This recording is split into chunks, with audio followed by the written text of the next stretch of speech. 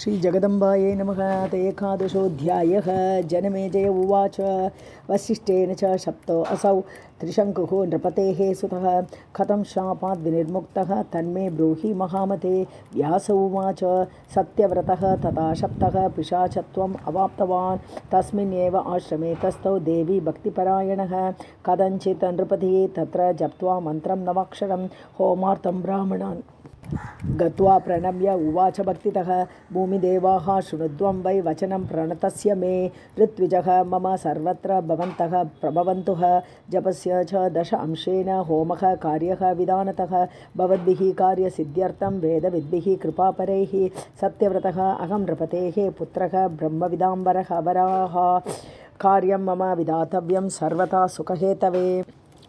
तच्छ्रुत्वा ब्राह्मणाः तत्र तम् ऊचुः नृपतेः सुतं शप्तः त्वं गुरुणा प्राप्तं पिशाचत्वं त्वया अधुना न यागार्हो असि तस्मात् त्वं वेदेषु अनधिकारतः पिशाचत्वम् अनुप्राप्तं सर्वलोकेषु गर्हितं। व्यास उवाच तन्निशम्य वचस्तेषां राजा दुःखमवापः दिग्जीवितम् इदं मे अद्य किं करोमि वने स्थितः पित्रा च अहं परित्यक्तः शप्तः च गुरुणा भृशं राज्यात् भ्रष्टः पिशाचत्वम् अनुप्राप्तः करोमि किं तदा पृथुतरां कृत्वा चितां काष्ठैः नृपात्मजः सस्मार चण्डिकां देवीं प्रवेशम् अनुचिन्तयन् स्मृत्वा देवीं महामायां चितां प्रज्वलितां पुरः कृत्वा स्नात्वा प्रवेशार्थं स्थितः प्राञ्जलिः अग्रतः ज्ञात्वा भगवतीं तु मर्तुकामं महीपतिम् आजगाम तदा आकाशं प्रत्यक्षं तस्य च अग्रतः दत्वा दर्शनं देवी तम् उवाच नृपात्मजं सिंहारूढा महाराज मेघगम्भीरया गिरा किं देवी उवाच किं ते व्यवसितं साधो हुताशे मा तनुं त्यज स्थिरः भव महाभाग पिता ते जरसा अन्वितः राज्यं दत्वा वने तुभ्यं गन्तासि तपसे किल विषादं त्यज हे वीर परश्वः अहनि भूपते नेतुं त्वाम् आगमिष्यन्ति सचिवाः च पितुः तव मत्प्रसादात् पिता च त्वाम् अभिषिच्य नृपासने जित्वा कामं ब्रह्मलोकं गमिष्यति एष निश्चयः। व्यास उवाच इत्युक्त्वा तं तदा देवी तत्रैव अन्तरदीयत राजपुत्रः वीरमितः मरणात् पावकात् ततः अयोध्यायां तदा आगत्य नारदेन महात्मना वृत्तान्तः कथितः सर्वाः राज्ञे सत्वरम् आदितः श्रुत्वा राजा अथ पुत्रस्य तं तदा मरण उद्यमं खेदम् आधाय मनसि शुशोच बहुधा नृपः सचिवानाः धर्मात्मा पुत्रशोकपरिप्लुतः ज्ञातं भवद्भिः अत्युग्रं पुत्रस्य मम चेष्टितं त्यक्तः मया वने धीमान् पुत्रः सत्यव्रतः मम आज्ञया असौ गतः सद्यः राज्यार्हः परम अर्थवित् स्थितः तत्रैव विज्ञाने धनहीनः क्षमान्वितः वसिष्ठेन तथा शप्तः पिशाच सदृशः कृतः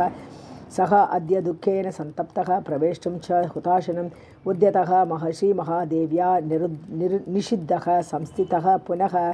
तस्मात् गच्छन्तु तं शीघ्रं ज्येष्ठपुत्रं महाबलम् आश्वास्य वचनैः अत्र तरसा एव आनयन्तु इह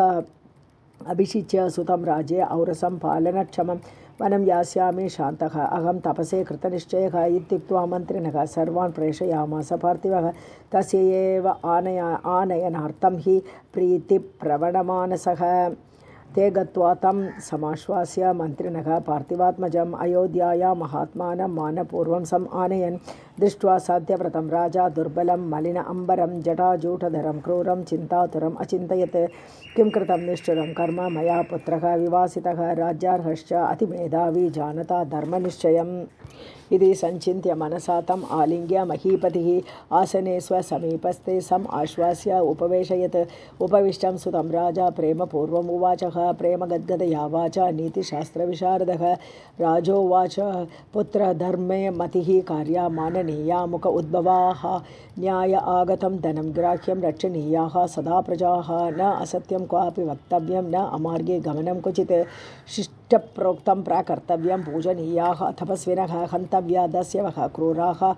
इन्द्रियाणां तथा जयः कर्तव्यः कार्यसिद्ध्यर्थं राज्ञा पुत्र सदैव हि मन्त्रस्तु सर्वदा गोप्यः कर्तव्यः सचिवैः सह न उपेक्ष्यः अल्पो अपि कृतिना रिपुः सर्वात्मना सुत न विश्वसेत् परासक्तं सचिवं च तथा नथं चाराः सर्वत्र योक्तव्याः मित्रेषु सर्वथा धर्मे मतिः सदा कार्या दानं दद्या च नित्यशः शुष्कवादः न कर्तव्यः दुष्टसङ्गं च वर्जयेत् यष्टव्या विविधा यज्ञाः पूजनीया महर्षयः न विश्वसेत् स्त्रियं क्वापि स्त्रैणं द्यूतरथं नरम् अति आदरः न कर्तव्यः मृगयायां कदाचन द्यूते मध्ये तथा गेये नूनं वारवधूषु च स्वयं तद्विमुखः भूयात् प्रजाः तेभ्यश्च रक्षयेत् ब्राह्मः मुहूर्ते कर्तव्यम् उत्थानं सर्वदा सदा स्नानादिकं सर्वविधं विधाय विधिवत् यथा पराशक्तेः परां पूजां भक्त्या कुर्यात् सुदीक्षितः पुत्र एतत् जन्मसाफल्यं पराशक्तेः पद अर्चनं सकृत् कृत्वा महापूजां देवी पादजलं पिबन् न जातु जननी गर्भे गच्छेत् इति विनिश्चयः सर्वं दृश्यं महादेवी द्रष्टा साक्षी च सा एव हि इति तद् भावभरितः तिष्ठेत् निर्भय चेतसा कृत्वा नित्यविधिं सम्यक् गन्तव्यं सदसि द्विजान् सम् आहूय च पृष्टव्यः धर्मशास्त्रविनिर्णयः सम्पूज्य ब्राह्मणान् पूज्यान् वेदान्तपारगान् गोभूहिरण्यादिकं च देयं पात्रेषु सर्वदा अविद्वान् ब्राह्मणः कोऽपि नैव पूज्यः कदाचन आहारात् अधिकं नैव देयं मूर्खाय कर्हिचित् न वा लोभात् त्वया पुत्र कर्तव्यं धर्मलङ्घनम् अतः परं न कर्तव्यं क्वचित् विप्र अवमाननं ब्राह्मणाः भूमिदेवाश्च माननीयाः प्रयत्नतः कारणं क्षत्रियाणां च द्विजाः एव न संशयः अद्भ्यः अग्निः ब्रह्मणः क्षत्रम् अश्मनः लोहम् उत्थितं तेषां सर्वत्रगं तेजः स्वासु योनिषु श्राम्यते तस्मात् राज्ञा विशेषेण माननीयाः मुख उद्भवाः दानेन विनयेन एव सर्वथा भूतिमिच्छता दण्डनीतिः सदा कार्या धर्मशास्त्र अनुसारतः कोशस्य सङ्ग्रहः कार्यः नूनं न्याय आगतस्यः इति श्रीमद्देवी भागवते महापुराणे अष्टादशसाहस्र्यां संहितायां सप्तमस्कन्धे सत्यव्रताय राजनीति उपदेशवर्णनं नाम एकादशोऽध्यायः सर्वं जगदम्बार्पणमस्तु। द्वादशोऽध्यायः व्यास उवाच एवं प्रबोधितः पित्रा त्रिशङ्कुः प्रणतः नृपः तथा इति पितरं प्राह प्रेमगद्गदया गिरा विप्रानाहूय मन्त्रज्ञान् वेदशास्त्रविशारदान् अभिषेकाय सम्भारान् कारयामास सत्वरं सलिलं सर्वतीर्थानां सम् आनाय विशाम्पतिः प्रकृतिश्च सम् आहूय सामन्तान् भूपतिं तथा पुण्ये अन्हि विधिवत् तस्मै ददौ आसनमुत्तमम् अभिषिच्य सुतं राज्ये त्रिशङ्कुं विधिवत्पिता तृतीयम् आश्रमं पुण्यं जग्राह भार्यया युतः वने त्रिपतगा कूले सचार दुश्चरं तपः काले प्राप्ते ययौ स्वर्गं पूजितः त्रिदशैरपि इन्द्र आसन समीपस्थः रराज रविः तथा रविवत् सदा राजोवाच पूर्वं भगवता प्रोक्तं कथायोगेन साम्प्रतं सत्यव्रतः वसिष्ठेन शप्तः दोग्ध्रीवदात्खिल कुपितेन पिशाचत्वं प्रापितः गुरुणा ततः कथं मुक्तः पिशाचत्वात् इति एतत् संशयः प्रभो न सिंहासनयोग्यः हि भवेत् शापसमन्वितः मुनिना मोचितः शापात् केन अन्येन च कर्मणा एतन्मे ब्रूहि विप्रशे मोक्षणकारणम् आनीतः तु कथं पित्रा स्वगृहे तादृशा आकृतिः व्यास उवाच वसिष्ठेन च शप्तः असौ सद्यः पैशाचतां गतः दुर्वेशश्च अतिदुर्दर्शः सर्वलोकभयङ्करः यदा एव उपासिता देवी भक्त्या सत्यव्रतेन तया प्रसन्नया राजन् दिव्यदेहः कृतः क्षणात् पिशाचत्वं गतं तस्य पापं चैव क्षयं गतं विपाप्मा च अतितेजस्वी सम्भूतः तत्कृपा अमृतात् वसिष्ठः अपि प्रसन्नात्मा जातः शक्तिप्रसादतः पितापि च बभूव अस्य प्रेमयुक्तः तु अनुग्रहात् राज्यं शशास धर्मात्मा मृते पितरी पार्थिवः ईजे च विविधैः यज्ञैः देवदेवीं सनातनीं तस्य पुत्रः बभूव अतः हरिश्चन्द्रः सुशोभनः लक्षणैः शास्त्रनिर्दिष्टैः संयुतश्च अतिसुन्दरः युवराजं सुतं कृत्वा त्रिशङ्कुः पृथ्वीपतिः मानुषेण शरीरेण स्वर्गं भोक्तुं मनोददे वसिष्ठ वसिष्ठस्य आश्रमं गत्वा प्रणम्य विधिवत् नृपः उवाच वचनं प्रीतः कृताञ्जलिपुटः तथा राजोवाच ब्रह्मपुत्र महाभाग सर्वमन्त्रविशारद विज्ञप्तिं मे सुमनसा श्रोतुमर्हसि तापस इच्छा मे अद्य समुत्पन्ना सर्वलोकसुखाय च अनेन एव शरीरेण भोगान् भोक्तुम् अमानुषान् अप्सरोभिश्च संवासः क्रीडितुं नन्दने वने देवगन्धर्वगानं च श्रोतव्यं मधुरं किल याजय मे त्वं मखेन आशु तादृशेन महामुने यथा अनेन शरीरेण वसे लोकं त्रिविष्टपं समर्थो असि मुनिश्रेष्ठ कुरु कार्यं मम अधुना प्रापय आशु मखं कृत्वा देवलोकं दुरासदम् वसिष्ठ उवाच राजन्मानुषदेहेन स्वर्गे वासः सुदुर्लभः मृतस्य हि ध्रुवं स्वर्गः कथितः पुण्यकर्मणा तस्माद् बिभेमि सर्वज्ञ दुर्लभाच्च मनोरथात् अप्सरोभिश्च संवासः जीवमानस्य दुर्लभः कुरु यज्ञान् महाभाग मृतः स्वर्गम् अवाप्स्यसि व्यास उवाच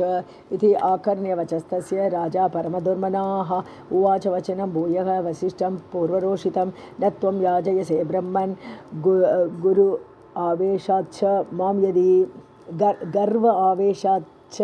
मां यदि अन्यं प्रोहितं कृत्वा यच्चे अहं किल साम्प्रतं तच्छ्रुत्वा वचनं तस्य वसिष्ठः कोपसंयुतः शशाप भूपतिं च इति चाण्डालः भव दुर्मते अनेन त्वं शरीरेण श्वपचः भव सत्वरं स्वर्गकृन्थन पापिष्ट सुरभिबद्धदूषित ब्रह्मपत्नी हर उच्छिन्न धर्ममार्ग विदूषक न ते स्वर्गगतिः पाप मृतस्य अपि कथञ्चन व्यासोवाच इत्युक्तः गुरुणा राजन् त्रिशङ्कुः तत्क्षणादपि तत्र तेन शरीरेण बभूव श्वपचाकृतिः कुण्डले अश्ममये वापि जाते तस्य च तत्क्षणात् देहे चन्दनगन्धश्च विगन्धः हि अभवत्तथा नीलवर्णे अते सञ्जाते दिव्ये पीताम्बरे तनौ गजवर्ण अभवद्देहः शापात् तस्य महात्मनः शक्ति उपासक रोषेण फलम् एतत् अभूत् नृप तस्मात् श्रीशक्तिभक्तः हि न अवमान्यः कदाचन गायत्रीजपनिष्ठः हि वसिष्ठः मुनिसत्तमः दृष्ट्वा निन्द्यं निजं देहं राजा दुःखम् अवाप्तवान् न जगाम गृहे दीनः वनमेव अभितः ययौ चिन्तयामास दुःखार्तः त्रिशङ्कुः शोकविह्वलः किं करोमि क्व गच्छामि देहः मे अतीव निन्दितः कर्तव्यं नैव पश्यामि येन मे दुःखसंशयः गृहे गच्छामि चेत् पुत्रः पीडितः अद्य भविष्यति भार्या अपि स्वपचं दृष्ट्वा न अङ्गीकारं करिष्यति सचिवाः न आदरिष्यन्ति वीक्ष्य माम् ईदृशं पुनः ज्ञातयः बन्धुवर्गश्च सङ्गतः न भजिष्यति सर्वैः त्यक्तस्य मे नूनं जीवितात् मरणं वरं विषं वा भक्षयित्वा अद्य पतित्वा वा जलाशये कृत्वा वा कण्ठपाशं च देहत्यागं करोमि अहम् अग्नौ वा ज्वलिते देहं जिहोमि विधिवत्बलात् कृत्वा वा अनशनं प्राणान् त्यजामि दूषितान् वृषम् आत्महत्या भवेत् नूनं पुनर्जन्मनि श्वपचत्वं च शापश्च हत्यादोषात् भवेदपि पुनर्ह विचार्य भूपालः चेतसा सम् अचिन्तयत् आत्महत्या न कर्तव्या सर्वथा एव मया अधुना भोक्तव्यं स्वकृतं कर्म देहेन अनेन कानने भोगेन अस्य विपाकस्य भविता सर्वथा क्षयः प्रारब्धकर्मणां भोगात् अन्यथा न क्षयः भवेत् तस्मात् मया अत्र भोक्तव्यं कृतं कर्म शुभाशुभं कुर्वन् पुण्याश्रम अभ्यासे तीर्थानां सेवनं तदा स्मरणं च अम्बिकायाः तु साधूनां सेवनं तदा एवं कर्मक्षयं नूनं करिष्यामि वने वसन् भाग्ययोगात् कदाचित् भवेत् साधु समागमः इति सञ्चिन्त्य मनसा त्यक्त्वा स्वनगरं नृपः गङ्गातीरे गतः कामं शोचन् तत्रैव संस्थितः करिश्चन्द्रः तदा ज्ञात्वा पितुः शापस्य कारणं दुःखितः सचिवान् तत्र प्रेषयामास पार्थिवः सचिवाः तत्र गत्वा आश्रुतम् ऊचुः प्रश्रयान्विताः प्रणम्य श्वपच आकारं निःश्वसन्तं मुहुर्मुहुः राजन् पुत्रेण तेनूनं प्रेषितान् सम् उपागतान् अवेहि सचिवान् तान् सचिवांस्त्वं नः हरिश्चन्द्र आज्ञया स्थितान् युवराजसुतः प्राह यत्तत् शृणु नराधिप आनयद्वं नृपं यूयं सम्मान्य पितरं मम तस्मात् राजन् समागच्छ राज्यं प्रति गतव्यतः सेवां सर्वे करिष्यन्ति सचिवाः च प्रजाः तथा गुरुं प्रसादयिष्यामः स यथा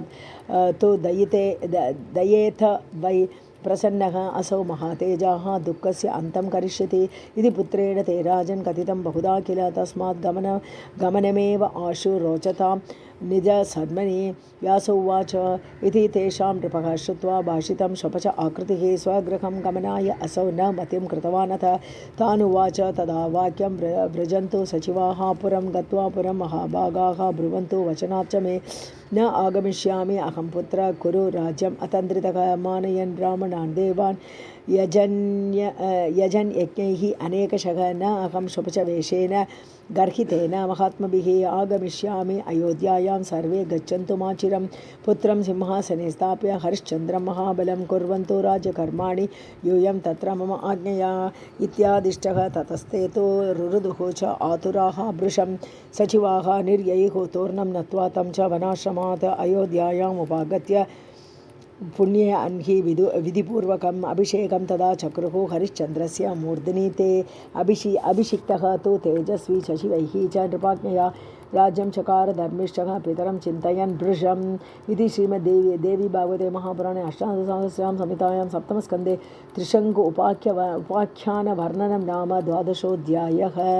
सर्वं जगदम्बार्पणमस्तु। अथ 13ोऽध्यायः। राजोवाच हरिश्चन्द्रः कृतः राजा सचिवैः नृपशासनात् त्रिशङ्कुः तु कथं मुक्तः तस्मात् चाण्डालदेहतः मृतः वा वनमध्ये तु गङ्गातीरे परिप्लुतः गुरुणा वा कृपां कृत्वा शापात् तस्मात् विमोचितः एतद्वृत्तान्तमखिलं कथयस्व मम अग्रतः चरितं तस्य नृपतेः श्रोतुकामो अस्मि सर्वथा। व्यास उवाच अभिषिक्तं सुतं कृत्वा राजा सन्तुष्टमानसः काल अतिक्रमणं तत्र चकार चिन्तयन् एवं गच्छति काले तु तपस्तप्त्वा समाहितः द्रष्टुं दारान् सुतादींश्च तदा अगात् कौशिकः मुनिः आगत्य स्वजनं दृष्ट्वा सुस्थितं मुदम् अवाप्तवान् भार्यां पप्रच मेधावी स्थिताम् अग्रे सपर्यया दुर्भिक्षे तु कथं कालः त्वया नीतः सुलोचने अन्नं विना तु इमे बालाः पालिता केन तद्वत् अहं तपसि सन्नद्धः न आगतः शृणु सुन्दरी किं कृतं तु त्वया कान्ते विना द्रव्येण शोभने मया चिन्ता कृता तत्र श्रुत्वा दुर्भिक्षम् अद्भुतं न आगतो अहं विचार्य एवं किं करिष्यामि निर्धनः अहम् अपि अति वामोरु पीडितः क्षुदयावने प्रविष्टः चौरभावेन कुत्रचित् श्वपचं निद्रितं दृष्ट्वा क्षुदया पीडितः वृषं महानसं परिज्ञाय भक्ष्यार्थं समुपस्थितः यदा भाण्डं समुद्घाट्य पक्वं श्वतनुज आमिषं गृह्णामि भक्षणार्थाय तदा दृष्टः तु तेन वै पृष्टः कस्त्वं कथं प्राप्तः गृहे मे निशि सादरं ब्रूहि कार्यं किमर्थं त्वम् उद्घाटयसि भाण्डकम् इत्युक्तः स्वपचेन अहं क्षुदया पीडितः वृषं तम अवोचं शुके शान्ते कामं गद्गदया गिरा ब्राह्मणो अहं महाभाग तापसः क्षुदया अर्दितः चौरभावम् अनुप्राप्तः भक्ष्यं पश्यामि भाण्डके चौरभावेन सम्प्राप्तः अस्मि अतिथिः ते महामते क्षुदितः अस्मि ददस्व आज्ञां मांसम् अद्मि सुसंस्कृतं। विश्वामित्र उवाच श्वपचः तु वच श्रुत्वा मामुवाच सुनिश्चितं भक्षं मा कुरु वर्ण अग्रय जानीहि श्वपच आलयं दुर्लभं खलु मानुष्यं तत्रापि च द्विजजन्मता द्विजत्वे ब्राह्मणत्वं च दुर्लभं वेत्सि किं न हि दुष्ट आहारः न कर्तव्यः सर्वथा लोकमिच्छता अग्राह्या मनुना प्रोक्ताः कर्मणा सप्त च अन्त्यजाः त्याज्यः अहं कर्मणा विप्र श्वपचः न अत्र संशयः निवारयामि भक्ष्यात् त्वां न लोभेन अंजसा द्विज वर्णशङ्करदोषो अयं मा यातु त्वां द्विजोत्तम। विश्वामित्र उवाच सत्यं वदसि धर्मज्ञ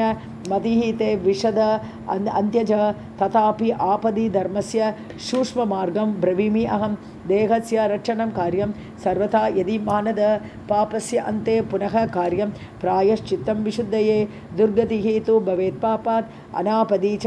न च आपदि मरणात् क्षुदितस्य अत नरकः नात्र संशयः तस्मात् क्षुधा अपहरणं कर्तव्यं शुभमिच्छता तेन अहं चौर्यधर्मेण देहं रक्षे अपि अथ अन्त्यज अवर्षणे च चौर्येण यत्पापं कथितं बुधैः यो न वर्षति पर्जन्यः तत्तु तस्मै भविष्यति। विश्वामित्र उवाच इत्युक्ते वचनेकान्ते पर्जन्यः सहसा अपतत् गगनात् हस्तिहस्ताभिः धाराभिः अभिकाङ्क्षितः मुदितः अहं गनं वीक्ष्य वर्षन्तं विद्युता सह तदा अहं तद्गृहं त्यक्त्वा निःसृतः परया मुदा कथय त्वं वरारोहे कालः नीतः त्वया कथं कान्तारे परमः क्रूरः क्षयकृत् प्राणिनाम् इह। व्यासोवाच इति तस्य वचः श्रुत्वा पतिम् आह प्रियं वदा यथा शृणु मया नीतः कालः परमदारुणः गते त्वयि मुनिश्रेष्ठ दुर्भिक्षं समुपागतम् अन्नार्थं पुत्रकाः सर्वे बभूवुः च अतिदुःखिताः क्षुदितान् बालकान् वीक्ष्य निवारार्थं वने वने भ्रान्ता अहं चिन्तयाविष्टा किञ्चित् प्राप्तं फलं तदा एवं च कतिचित् मासाः निवारेण अतिवाहिताः तद् अभावे मया कान्त चिन्तितं मनसा पुनः न भिक्षा किल दुर्भिक्षे निवारा नापि कानने न वृक्षेषु फलानि आसुः न मूलानि धरातले क्षुधया पीडिता बालाः रुदन्ति भृशम् आतुराः किं करोमि क्व गच्छामि किं ब्रवीमि क्षुधार्दितान् एवं विचिन्त्य मनसा निश्चयः तु मया कृतः पुत्रम् एकं ददामि अद्य कस्मैचित् धनिने किल गृहीत्वा तस्य मौल्यं तु तेन द्रव्येण बालकान् पालये अहं क्षुधार्तांस्तु न अन्य उपायः अस्ति पालने इति सञ्चिन्त्य मनसा पुत्रः अयं प्रहितः मया विक्रियार्थं महाभाग क्रन्दमानः वृषातुरः क्रन्दमानं गृहीत्वा येन निर्गता अहं गतत्रपा तदा सत्यव्रतः मार्गे मामुद्वीच्य वृषातुरं पप्रच स च राजर्षिः कस्मात् रोदिति बालकः तदा अहं तम् उवाच इदं वचनं मुनिसत्तम विक्रियार्थं नीयते असौ बालकः अद्य मया नृप श्रुत्वा ते मे वचनं राजा दयार्द्रहृदयः ततः मामुवाच गृहं याहि गृहीत्वा येनं कुमारकं भोजनार्थं कुमाराणाम् आमिषं विहितं तव प्रापयिष्यामि अहं नित्यं यावत् मुनिसमागमः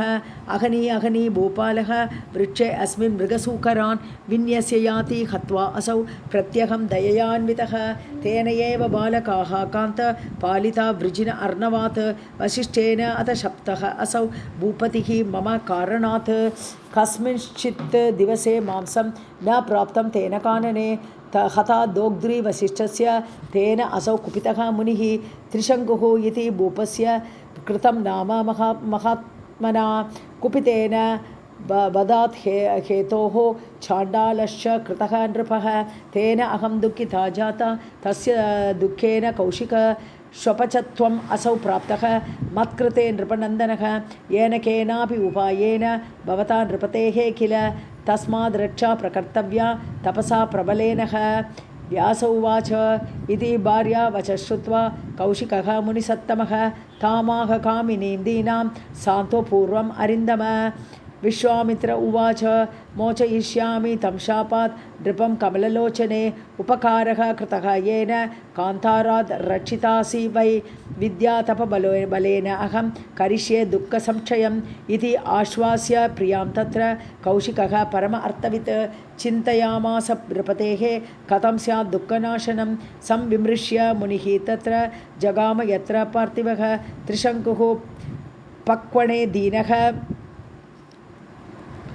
संस्थितः स्वपचाकृतिः आगच्छन्तं मुनिं दृष्ट्वा विस्मितः असौ नराधिपः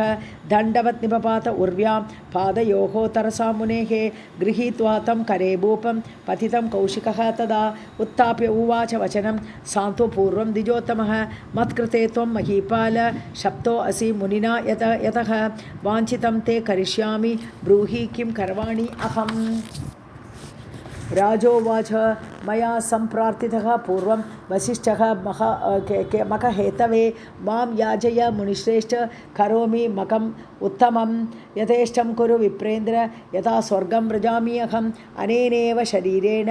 शक्रलोकं सुखालयं कोपं कृत्वा वसिष्ठः असौ माम् आह इति सुदुर्मते मानुषेण हि देहेन स्वर्गवासः कुतः तव पुनः मया उक्तः भगवान् स्वर्गतुल्लुब्धेन च अनग अन्यं पुरोहितं कृत्वा यच्छे अहं यज्ञम् उत्तमं तदा तेन एव शप्तः अहं चाण्डालो भव पामर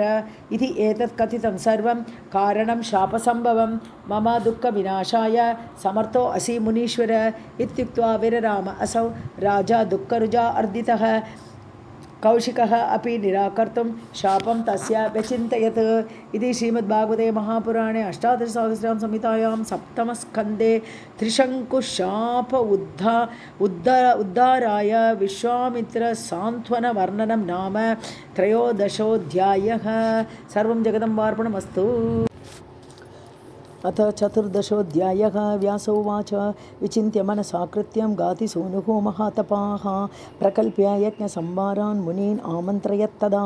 मुनयः तं मकं ज्ञात्वा विश्वामित्र निमन्त्रिताः न आगताः सर्व एव एते वसिष्ठेन निवारिताः। गादिसूनुः तद् आज्ञाय विमनाश्च अतिदुःखितः आजगाम आश्रमं तत्र यत्र असौ नृपतिः स्थितः तम् आह कौशिकः क्रुद्धः वसिष्ठेन निवारिताः न आगता ब्राह्मणाः सर्वे यज्ञार्थं नृपसत्तम पश्य मे तपसः सिद्धिं यथा त्वां सुरसद्मनि प्रापयामि महाराज वाञ्छितं ते करोमि अहम् इत्युक्त्वा जलमादाय हस्तेन मुनिसत्तमः ददौ पुण्यं तदा तस्मै गायत्री जपसम्भवं दत्त्वा अथ सुकृतं राज्ञे तम् उवाच महीपतिं यथा इष्टं गच्छ राजर्षे त्रिविष्टपम् आतन्द्रितः पुण्येन मम राजेन्द्र बहुकाल अर्जितेन च न्याहि शक्रपुरीं प्रीतः स्वस्ति ते अस्तु सुरालये। व्यास उवाच इत्युक्तवती विप्रेन्द्रे त्रिशङ्कुः तरसा ततः उत्पपात यथा पक्षी वेगवान् तपसः बलात् उत्पत्य गगने राजा गतः शक्रपुरीं यदा दृष्टः देवगणैः तत्र क्रूरश्चाण्डालवेषभाक् कथितः असौ सुरेन्द्राय कोऽयम् आयाति सत्वरः गगने देववद्वा यः दुर्दर्शः स्वपच आकृतिः सहसा उत्थाय शक्रः तम् अपश्यत् पुरुष अधमम् ज्ञात्वा त्रिशङ्कुम् अपि स निर्भत्स्य तरसा अब्रवीत् स्वपच क्व सम् आयासि देवलोके जुगुप्सितः याहि शीघ्रं ततो भूमौ न अत्र स्थातुं त्वया उचितम् इत्युक्तः स्खलितः स्वर्गात् शक्रेण अमित्रकर्षण निपपात तदा राजा क्षीणपुण्यः यथा अमरः पुनश्चुक्रोशभूपालः विश्वामित्र इति च असकृत् कथामि रक्ष दुःखार्थं स्वर्गात् चलितम् आशुगं तस्य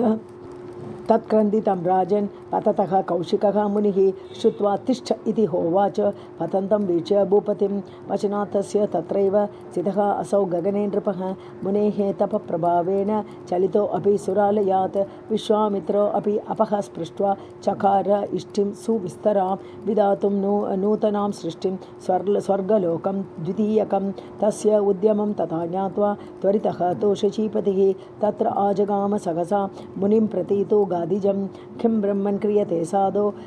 कस्मात् कोपसमाकुलः अलं सृष्ट्या मुनिश्रेष्ठ ब्रूहि किं करवाणि ते। विश्वामित्र उवाच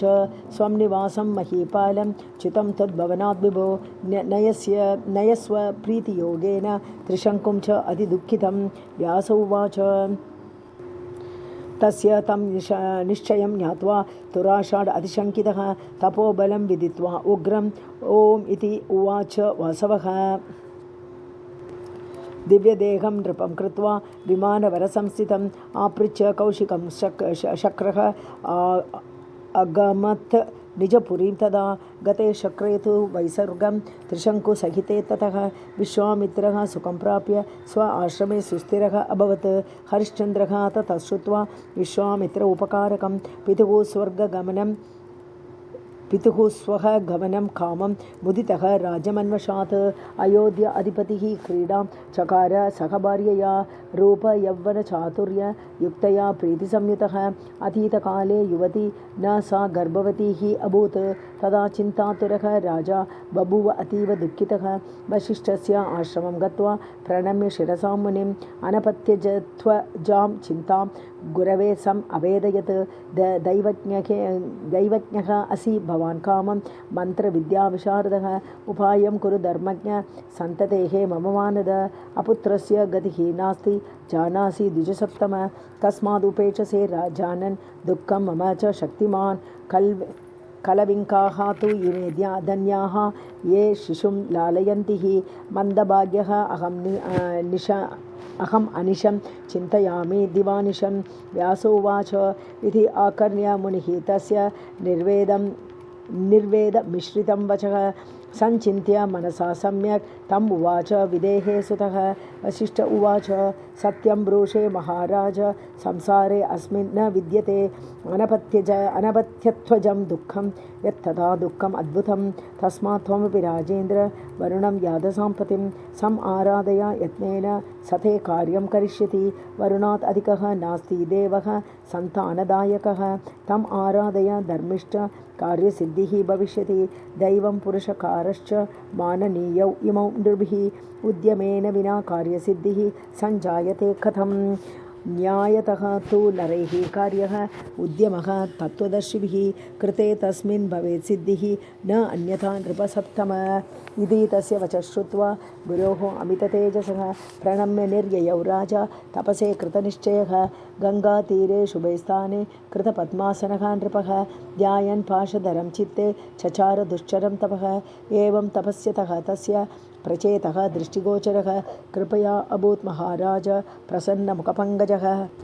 हरिश्चन्द्रम् उवाच इदं वचनं यादसाम्पतिः वरं वरय धर्मज्ञ तुष्टो अस्मि तपसा तव। राजोवाच अनपत्यो अस्मि देवेश पुत्रं देहि सुखप्रदं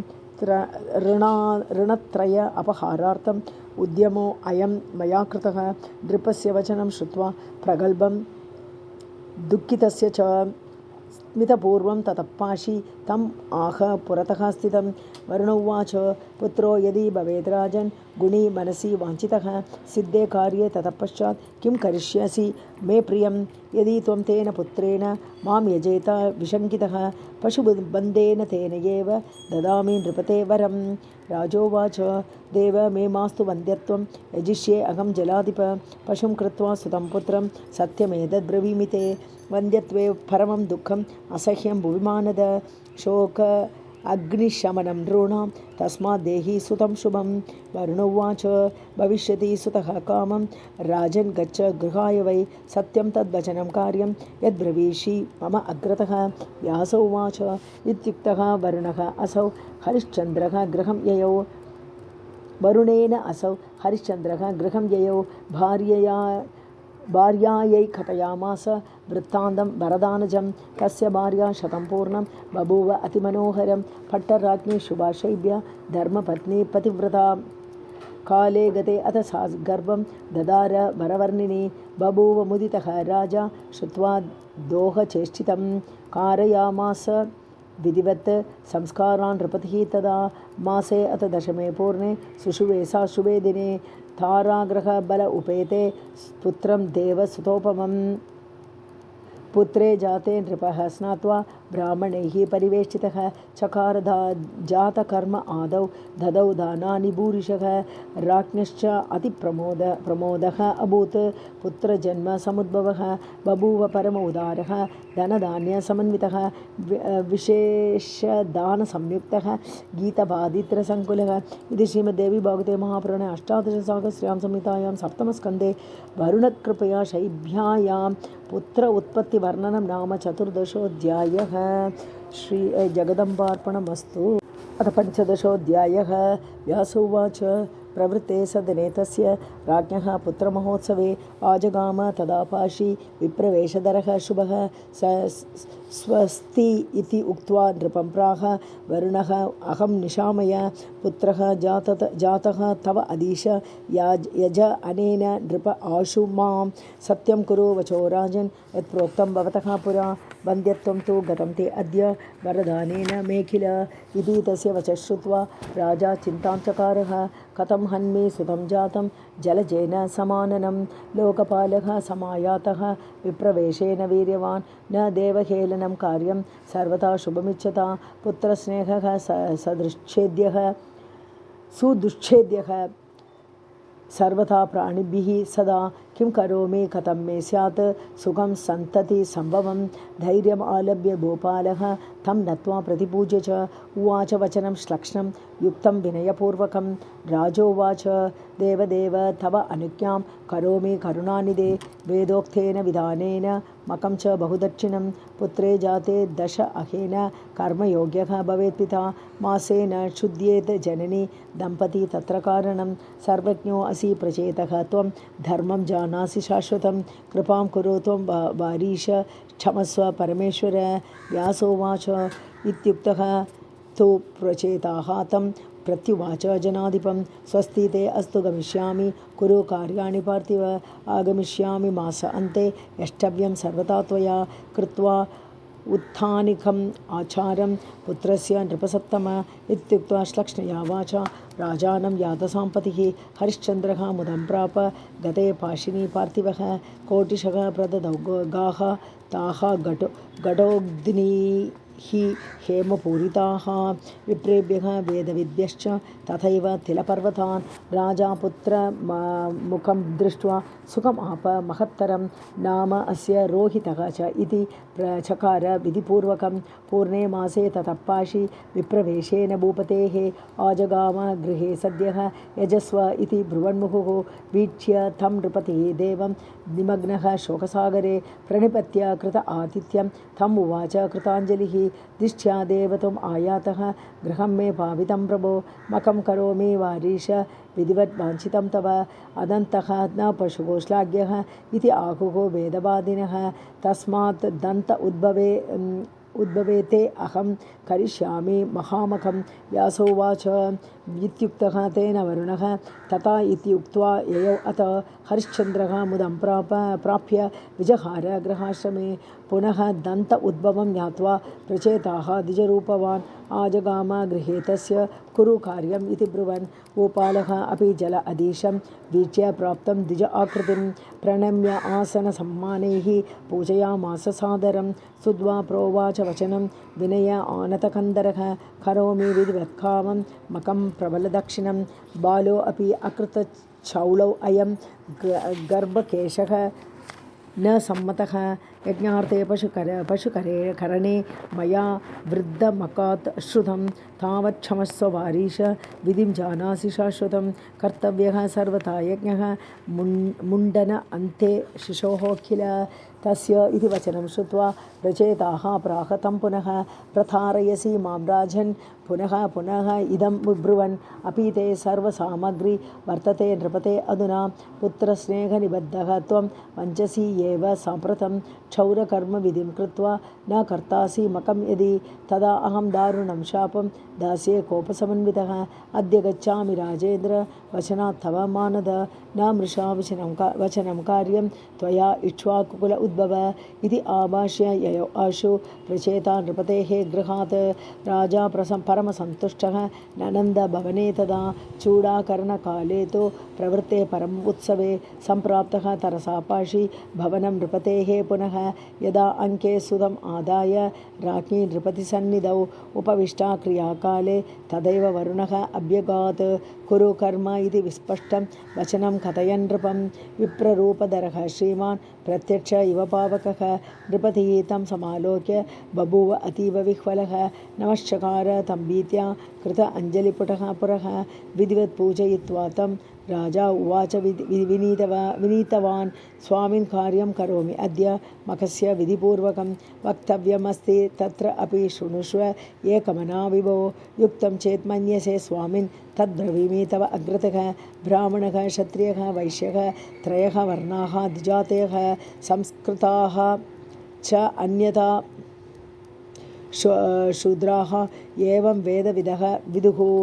तस्माद् अयं सुतः मे अद्य शूद्रवत् वर्तते शिशुः उपनीतः क्रियार्हः स्यात् इति वेदेषु निर्णयः राज्ञाम् 11 वर्षे सदा उपनयनं स्मृतम् अष्टमे ब्राह्मणानां च वैश्यानां 12 किल तयसे यदि देवेश दीनं मां सेवकं तव तदा उपनीय कर्तास्मि पशुना यज्ञम् उत्तमं लोकपालो असि धर्मज्ञ सर्वशास्त्र विशारद मन्यसे मद्वचः सत्यं तद् गच्छ भवनं विभो व्यास उवाच इति तस्य वचः श्रुत्वा दयावान् यादसाम्पतिः ओम् इति उक्त्वा ययौ आशु प्रसन्नवदनः नृपः गते अधवरुणे राजा बभूव अतिमुदान्वितः सुखं प्राप्य सुतस्य एवं राजा मुदम् अवापः चकार राजकार्याणि हरिश्चन्द्रः तदा नृपः कालेन व्रजता पुत्रः बभूव 10 वार्षिकः तस्य उपवीतसामग्री विभूतिसदृशी नृपः चकार ब्राह्मणैः शिष्टैः अन्वितः सचिवैः तथा 11 सुतस्य अद्य व्रतबन्धविधौ नृपः विददे विधिवत्कार्यं चित्ते चिन्तातुरः पुनः वर्तमाने तथा कार्ये उपनीते कुमारके आजगाम अथ वर्णः विप्रवेशधरः तदा तं वीक्ष्य नृपतिः तूर्णं प्रणम्य पुरतः स्थितः कृत अञ्जलिपुटः प्रीतः प्रत्युवाच सुरोत्तमं देव दत्त उपवीतः अयं पशुयोग्यः अस्ति मे सुतः प्रसादात् तव मे शोकः गतः वन्द्या अपवादजः कर्तुमिच्छामि अहं यज्ञं प्रभूत वरदक्षिणं समये शृणु धर्मज्ञ सत्यम् अद्य ब्रवीमि अहं समावर्तनकर्मान्ते करिष्यामि तव ईप्सितं मम उपरि दयां कृत्वा तावत् त्वं क्षन्तुमर्हसि वरुणोवाच प्रतारयसि मां राजन् पुत्रप्रेमाकुलः भृशं मुहुः मतिं कृत्वा युक्तियुक्ता महामते गच्छामि अद्य महाराज वचसा तव नोदितः आगमिष्यामि समये समावर्तनकर्मणि इत्युक्त्वा प्रययोपाशि तम् आपृच्छ्य विशाम्पते राजा प्रमुदितः कार्यं चकार च यथा उत्तरम् आगतं वरुणं दृष्ट्वा कुमारः अतिविचक्षणः यज्ञस्य समयं ज्ञात्वा तदा चिन्तातुरः अभवत् शोकस्य कारणं राज्ञः पर्यपृच्छत् इतस्ततः ज्ञात्वा आत्मवदम् आयुष्मन् गमनाय मदिं ददौ निश्चयं परमं कृत्वा सम्मन्त्रय सचिव आत्मजैः प्राययौ नगरात् तस्मात् निर्गत्य वनमपि असौ गते पुत्रे नृपः कामं दुःखितः अभूत् भृशं तदा प्रेरयामास दूतान् स्वान् तस्य अन्वेषणकाम्यया एवं गते यथकाले असौ वर्णः तद्गृहं गतः राजानं शोकसन्तप्तं कुरु यज्ञम् इति ब्रुवन् राजा प्रणम्य तं प्राह देवदेव करोमि किं न जाने क्व अपि पुत्रः मे गतः तु अद्य भयाकुलः सर्वत्र गिरिदुर्गेषु मुनीनाम् आश्रमेषु च अन्वेषितः मे सुत दूतैः तु न प्राप्तः यादसाम्पते आज्ञापय महाराज किं करोमि गते सुते न मे दोषः अत्र सर्वज्ञ भाग्यदोषः तु सर्वथा व्यास उवाच इति भूपवचः श्रुत्वा प्रचेताः कुपितः भृशं शशाप च नृपं क्रोधात् वञ्चितः तु पुनः नृपते अहं त्वया यस्मात् वचसा च प्रवञ्चितः तस्मात् जलधरो व्याधिः त्वां तुदतु अतिदारुणः व्यास उवाच इति शब्दः महीपालः कुपितेन प्रचेतसा पीडितः अभूत् तदा राजा व्याधिना दुःखदेन तु एवं शप्त्वा नृपं पाशि जगाम निजम् आस्पदं राज्यं प्राप्य महाव्याधिं बभूव अतीव दुःखितः। राजा प्राप्य महाव्याधिं बभूव अतीव दुःखितः इति श्रीमद्भागवते महापुराणे अष्टादशसहस्रां संहितायां सप्तमस्कन्धे हरिश्चन्द्रजलोदरव्याधिप्राप्तिवर्णनं नाम पञ्चदशोऽध्यायः। सर्वं जगदम्बार्पणमस्तु। अथ षोडशोऽध्यायः। व्यास उवाच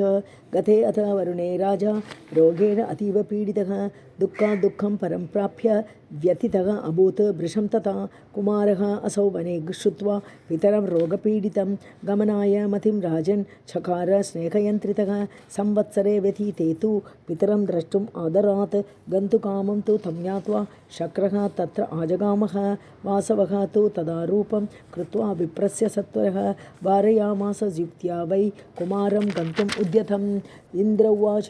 राजपुत्र न जानासि राजनीतिं सुदुर्लभाम् अतः करोषि मूढः त्वं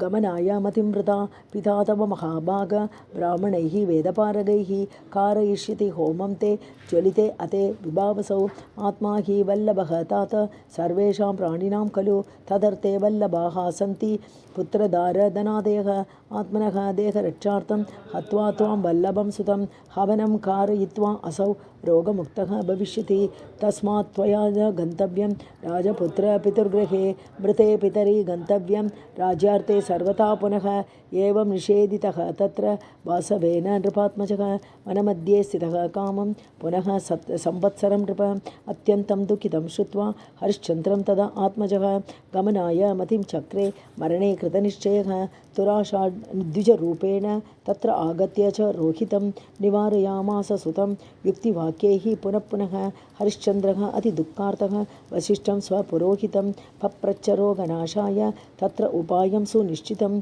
तमाह ब्रह्मणः पुत्रः यज्ञं कुरु नृपोत्तम क्रयक्रीतेन पुत्रेण शापमोक्षो भविष्यति। पुत्रा दशविधाः प्रोक्ता ब्राह्मणैः वेदपारगैः द्रव्येण आनीय तस्मात् त्वं पुत्रं कुरु नृपोत्तम। वरुणः अपि प्रसन्नः सन् सुखकारी भविष्यति। लोभात् कोऽपि द्विजः पुत्रं प्रदास्यति स्वराष्ट्रजः। एवं प्रमोदितः राजा वसिष्ठेन महात्मना प्रदानं प्रेरयामास तद् अन्वेषणकाम्यया। अजीगर्तः द्विजः कश्चित् विषये तस्य भूपतेः तस्य आसंश्च त्रयः पुत्राः निर्धनस्य विशेषतः प्रधानेन अपि असौ पृष्टः। पुत्रार्थं दुर्बलः द्विजः गवां 100 ददामि इति देहि पुत्रं मकाय वै। शुनपुच्छ शुनशेपः शुनोलाङ्गूल इति अमि तेषाम् एकतमं देहि ददामि तु गवां 100। अजीगर्तः तु तच्छ्रुत्वा क्षुधया पीडितः भृशं पुत्रं च एकतमं तेभ्यः विक्रेतुं वै मनोददे। कार्य अधिकारिणं ज्येष्ठं मत्वा न असौ अदात् अमुं कनिष्ठं न अपि अदात् माता मम एष इति वादिनी। मध्यमं च शुनश्चेवं ददौ गवां 100 च। आनिनाय पशुं चक्रे नरमेधे नराधिपः रुदन्तं दुःखितं दीनं वेपमानं वृषातुरं यूपे बद्धं निरीक्ष्य अमुं चुक्रुषुः मुनयः तदा। शामित्राय पशुं चक्रे नरमेधे नराधिपः शमिता न आददे शस्त्रं तम् आलम्बयितुं शिशुं। न अहं द्विजसुतं दीनं रुदन्तं करुणं वृषं हनिष्यामि स्वलोभार्थम् इति उवाच अपि असौ तदा। इत्युक्त्वा विरराम असौ कर्मणः दुष्करात्। अथ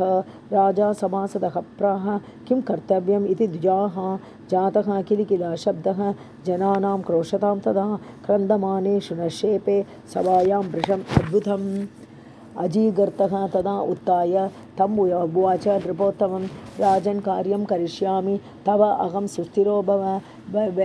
वेतनं द्विगुणं देहि हनिष्यामि पशुं किल कर्तव्यं मखकार्यं वै मया ते अद्य धनार्थिना। दुःखितस्य धनार्थस्य सदा असूया प्रसूयते। व्यासोवाच तच्छ्रुत्वा वचनं तस्य हरिश्चन्द्रः मुदान्वितः तमुवाच ददामि अद्य गवां 100 अनुत्तमं। तद् आकर्ण्य पिता तस्य पुत्रं हन्तुं समुद्यतः। लोभेन आकुलचित्तः असौ शामित्रे कृतनिश्चयः। समुद्यतं च तं दृष्ट्वा जनाः सर्वे सभासदः चुक्रुषुः वृषदुःखार्ताः हा हा इति जगदुः वचः। पिशाचो अयं महापापी क्रूरकर्मा द्विजाकृतिः यत् स्वयं स्वसुतं हन्तुम् उद्यतः कुलपांसनः दिक्छाण्डाल किम् एतत्ते पापकर्म चिकीर्षितं हत्वा सुतं धनं प्राप्य किं सुखं ते भविष्यति आत्मा वैजायते पुत्र अङ्गात् वै वेदभाषितं तत्कथं पापबुद्धे त्वम् आत्मानं हन्तुमिच्छसि एवं कोलाहले तत्र जाते कुशिकनन्दनः समीपं नृपतेः गत्वा तम् उवाच दयापरः विश्वामित्र उवाच राजन्नमुं शृणश्चेवं रुदन्तं वृषदुःखितं क्रतुः ते भविता पूर्णः रोगनाशश्च सर्वथा दया समं नास्ति पुण्यं पापं हिंसा समं न हि रोगिणां रोचनार्थाय नोदना इयं विचार्य आत्मदेहस्य रक्षार्थं परदेहिन क्रन्थनं न कर्तव्यं महाराज सर्वतः शुभमिच्छता दयया सर्वभूतेषु सन्तुष्टः येन केन च सर्वेन्द्रिय उपशान्त्या च तुष्यति आशु जगत्पतिः आत्मवत् सर्वभूतेषु चिन्तनीयं नृपोत्तम जीवितव्यं प्रियं नूनं सर्वेषां सर्वदा किल त्वम् इच्छसि सुखं कर्तुं देहे गत्वा तु अमुं द्विजं कथं न इच्छेत् असौ देहं रक्षितुं स्वसुख आस्पदं पूर्वजन्म कृतं वैरं न अनेन सह ते नृप येन अमुं हन्तु कामः त्वं द्विजपुत्रं निरागसं यो यं हन्ति विना वैरं स्वकामः सततं पुनः हन्तारं हन्ति तं प्राप्य जननं जनन अन्तरे जनकः अस्य दुष्टात्मा येन असौ ते समर्पितः स्व आत्मजः धनलोभेन पापाचारः सुदुर्मतिः यष्टव्या बहवः पुत्राः यदि एको अपि गयां व्रजेत यजेत स अश्वमेधेन नीलं वा वृषम् उत्सृजेत देशमध्ये च यः कश्चित् पापकर्म समाचरेत षष्ठ अंशः तस्य पापस्य राजा भुङ्क्ते न संशयः निषीदनीयः राज्ञा असौ पापं कर्तुं समुद्यतः न निषिद्धः त्वया कस्मात् पुत्रं विक्रेतुमुद्यतः सूर्यवंशे समुत्पन्नः त्रिशङ्कुतनयः शुभः आर्यः तु अनार्यवत् कर्म कर्तुमिच्छसि पार्थिव मोचनात् मुनिपुत्रस्य करणात् वचनस्य मे तव देहे सुखं राजन् भविष्यति अविचारणात् पिता ते शापयोगेन चाण्डालत्वमुपागतः मया असौ तेन देहेन स्वर्लोकं प्रापितः किल तेन एव प्रीतियोगेन कुरु मे वचनं नृप मुञ्चयेनं बालकं दीनं रुदन्तं वृषमातुरं याचितो असि मया नूनं यज्ञे अस्मिन् राजसूयके प्रार्थनाभङ्गजं दोषं कथं त्वं न अवबुध्यसे प्रार्थितं सर्वदा देयं मखे अस्मिन् नृपसत्तम अन्यथा पापमेव स्यात् तव राजन्न संशयः व्यास उवाच इति तस्य वचः श्रुत्वा कौशिकस्य नृपोत्तमः प्रत्युवाच महाराजः कौशिकं मुनिसत्तमं जलोदरेण गादेय दुःखितो अहं वृषं मुने तस्मात् न मोचयामि येनम् अन्यत् प्रार्थय कौशिक न त्वया विग्रहः कार्ये अस्मिन् मम सर्वथा तच्छ्रुत्वा वचनं राज्ञः विश्वामित्रः अतिकोपनः बभूव दुःखसन्तप्तः वीक्ष्य दीनं द्विजात्मजम् इति श्रीमद्देवी भागवते महापुराणे अष्टादशसहस्रां संहितायां सप्तमस्कन्धे यज्ञपशुभूतस्य ब्राह्मणपुत्रस्य वधकरणाय विश्वामित्रनिषेधवर्णनं नाम षोडशोऽध्यायः। सर्वं जगदम्बार्पणमस्तु। अथ सप्तदशोऽध्यायः। व्यास उवाच रुदन्तं बालकं वीक्ष्य विश्वामित्रः दयातुरः शृणश्चेपम् उवाच इदं गत्वा पार्श्व अतिदुःखितं मन्त्रं प्रचेत सः पुत्र मया उक्तं मनसा स्मरन् जपतः तव कल्याणं भविष्यति मम आज्ञया। विश्वामित्रवचः श्रुत्वा शृणश्चेपः शुचाकुलः मन्त्रं जजाप मनसा कौशिक उक्तं स्फुट अक्षरं जपतः तत्र तस्य आशु प्रचेताः तु कृपाकरः प्रादुर्बभूव सहसा प्रसन्नः नृप बालके दृष्ट्वा तम् आगतं सर्वे विस्मयं परमं गताः तुष्टुवुः वरुणं देवं मुदिताः दर्शनेन ते राजा अतिविस्मितः पादौ प्रणनाम रुजातुरः बद्ध अञ्जलिपुटः देवं तुष्टाव पुरतः स्थितम् हरिश्चन्द्र उवाच देवदेव कृपासिन्धो पापात्मा अहं सुमन्ददीः कृत अपराधः कृपणः पावितः परमेष्टिना मया ते पुत्रकामेन दुःखसंस्थेन हेलनं कृतं क्षमा अपि अयं प्रभुना कः अपराधः सुदुर्मतेः अर्तिं दोषं न जानाति तस्मात् पुत्र अर्तिना मया वञ्चितः त्वं देवदेव भीतेन नरकात् विभो अपुत्रस्य गतिः नास्ति स्वर्गः नैव च भीतो अहं तेन वाक्येन तस्मात् ते हेलनं कृतं न आज्ञस्य दूषणं चिन्त्यं नूनं ज्ञानवता विभो दुःखितो अहं रुजा आक्रान्तः वञ्चितः स्वसुतेन न जाने अहं महाराज पुत्रो मे क्व गतः प्रभो वञ्चयित्वा वने भीतः मरणात् मां कृपानिधे प्राययौ द्रविणं दत्त्वा गृहीतः द्विजबालकः यज्ञो अयं क्रीतपुत्रेण प्रारब्धः तव तुष्टये दर्शनं तव सम्प्राप्य गतं दुःखं मम अद्भुतं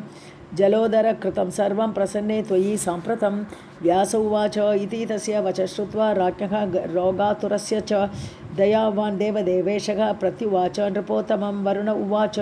मुञ्च राजन् शृणच्छेवं स्तुवन्तं मां वृषातुरं यज्ञो अयं परिपूर्णः ते रोगमुक्तः भव आत्मना इत्युक्त्वा वरुणः तूर्णं राजानं वीरुजं तथा चकार पश्यतां तत्र सदस्यानां सुसंस्थितं विमुक्तः असौ द्विजः पाशात् वरुणेन महात्मना जयशब्दः ततस्तत्र सञ्जातः मुखमण्डपे राजा प्रमुदितः सद्यः रोगात् मुक्तः सुदारुणात् यूपात् मुक्तः शुनक्षेपः बभूव अतीव संस्थितः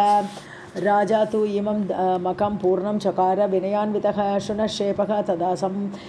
सभ्यान् इति उवाच कृत अंजलिः भोः सभ्याः सुधर्मज्ञाः ब्रुवन्तु धर्मनिर्णयं वेदशास्त्र अनुसारेण यथार्थवादिनः किल पुत्रः अहं कस्य सर्वज्ञाः पिता मे कः अग्रतः परं भवतां वचनात् तस्य शरणं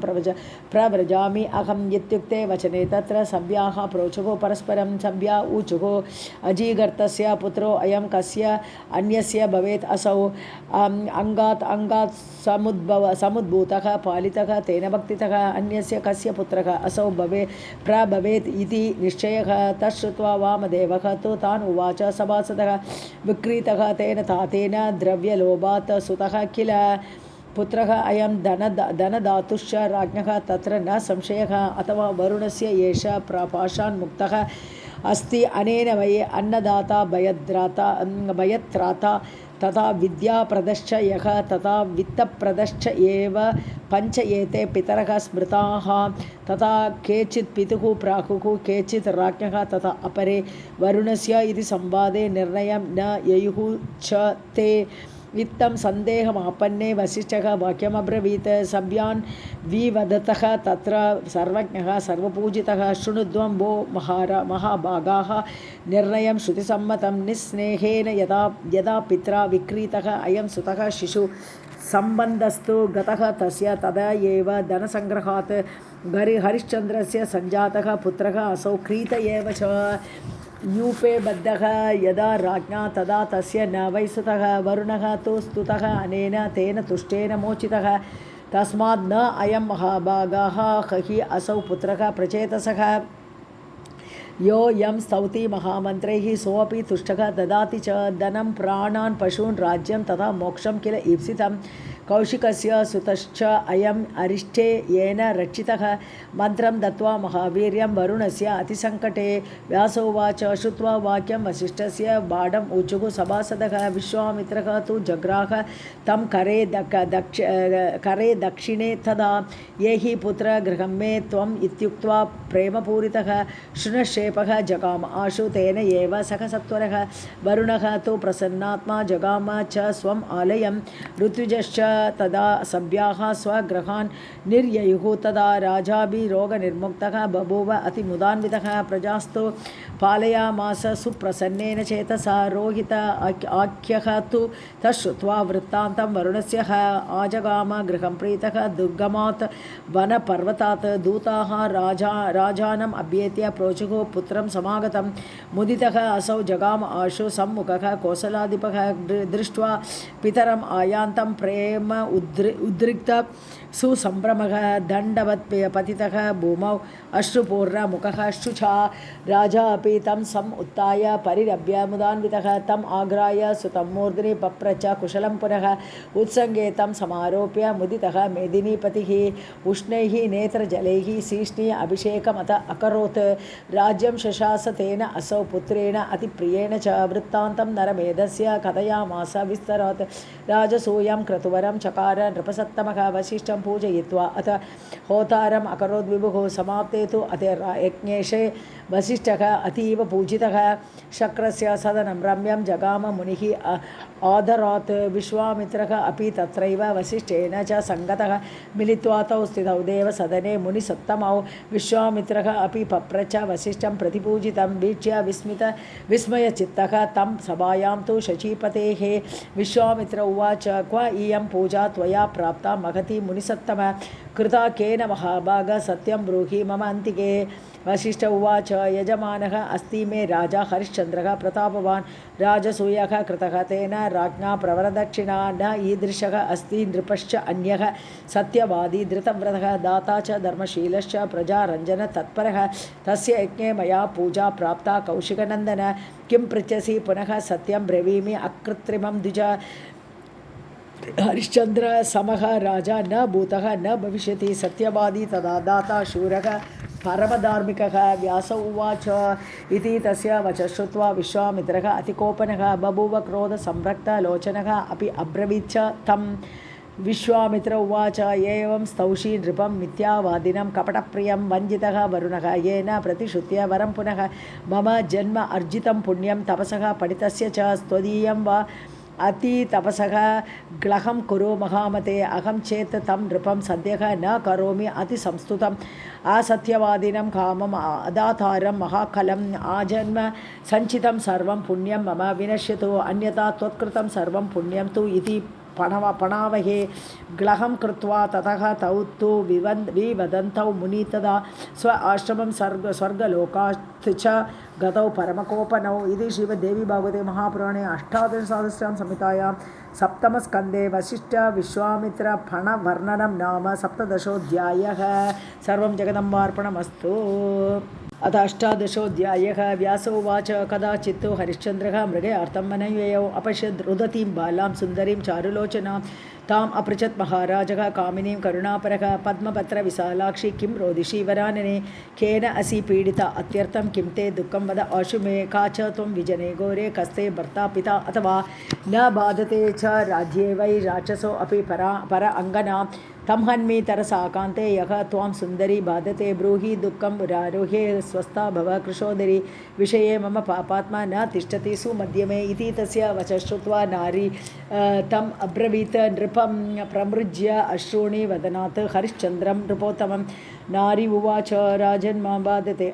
अत्यर्थं विश्वामित्रः महामुनिः तपः करोति यद्घोरं मदर्थं कौशिकः वने तेन अहं दुःखिता राजन् विषये तव सुव्रत विद्धि मां कमनां कान्तां पीडितां मुनिना वृषम् राजोवाच स्वस्था भव विशालाक्षी न ते दुःखं भविष्यति तम् अहं वारयिष्यामि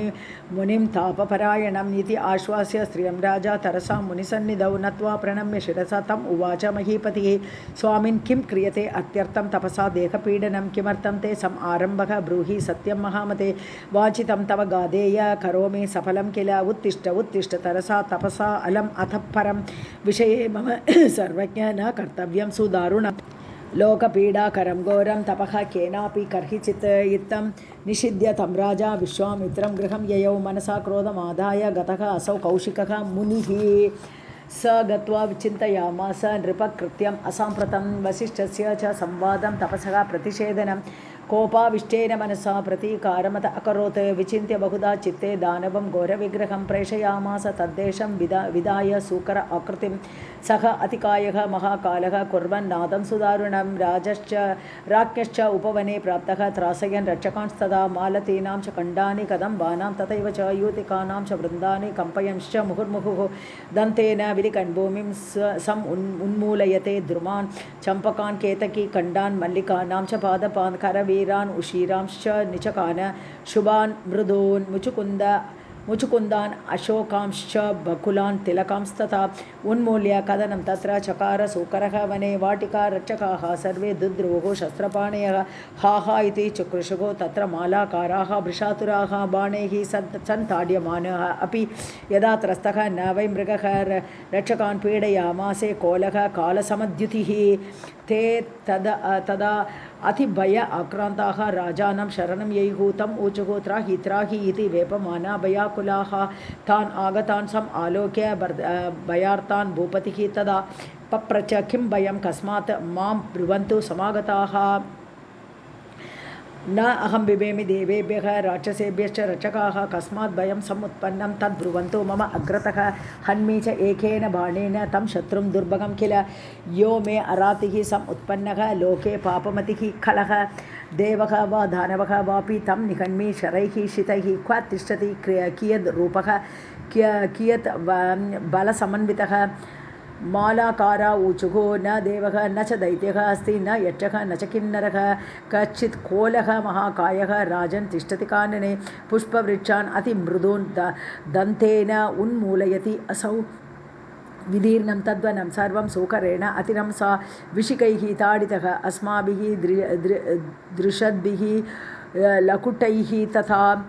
न बिभेति महाराज हन्तुम् अस्मान् उपाद्रवत् व्यास उवाच इति आकर्ण्यवचस्तेषां राजा कोपसमाकुलः अश्वमारुह्य तरसा जगाम उपवनं प्रति सैन्येन महता युक्तः गज अश्वरथसंयुतः पदातिवृन्दसहितः प्राययौ वनम् उत्तमं तत्र अपश्यन् महाकोलं गुर्गुरन्तं भयानकं